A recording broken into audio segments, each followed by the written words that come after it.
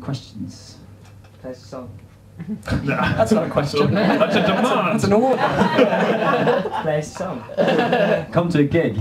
Yeah. We're on tour in October. Well, I'm not here in October. Oh, alright, well, Where we'll are come you back. October? Cocky. Get out, I think Since you've asked so much, much. I can't even play the thing. Yeah. For your album, where did you get your inspiration from? Was it? Cool.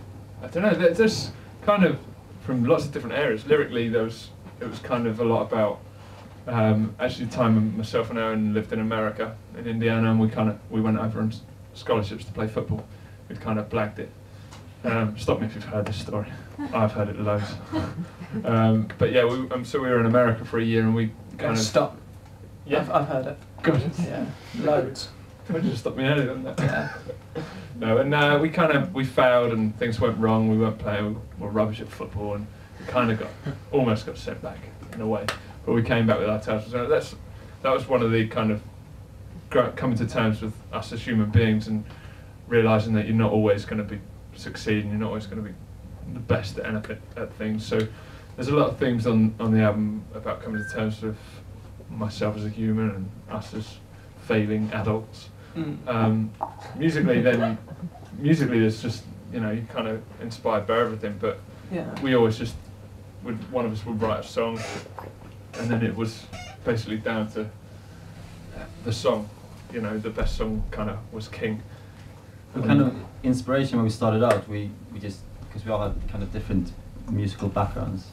When I moved to London, and I met these guys, and they played me a lot of CDs with bands I hadn't heard about, and that made quite a big difference, because I was a bit of a jazz fiend before. You're growing I up. couldn't play jazz, but I wanted to.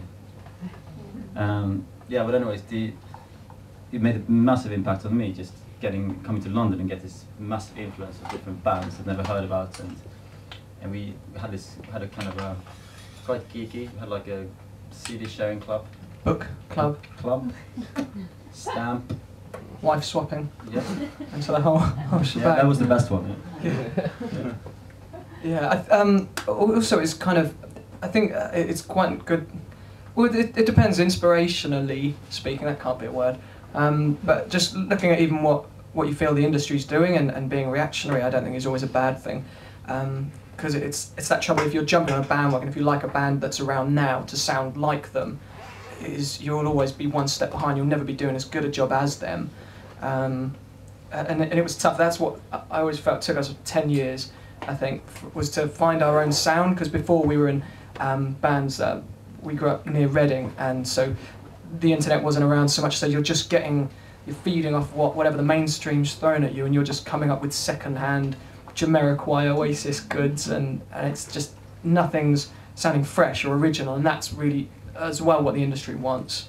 And for us, we just wanted to, a lot of it's bands taking themselves very seriously. They've got this new term I heard of at the weekend called landfill indie, and a lot of guys hiding behind fringes and sunglasses indoors, and all their videos are just performance videos, and there's no, I don't know, there wasn't anything to, I feel like people can hide behind the sex, drugs and rock and roll kind of myth, and you wanted it to have your own voice, and I think it's, for us, that's what then we wanted to react against, and have videos that said more and were more interesting and colourful, and that, for us, that's what we wanted, and so that's maybe not a bad way of thinking. And even musically, like we had pop music as well, everything that was in the charts was so banal, everything was very, it was throwaway, disposable, just about boy meets girl and dancing, and we wanted to say something that was right to us and about kind of how we felt at the time, and sort of fears about the future, and still trying to be positive.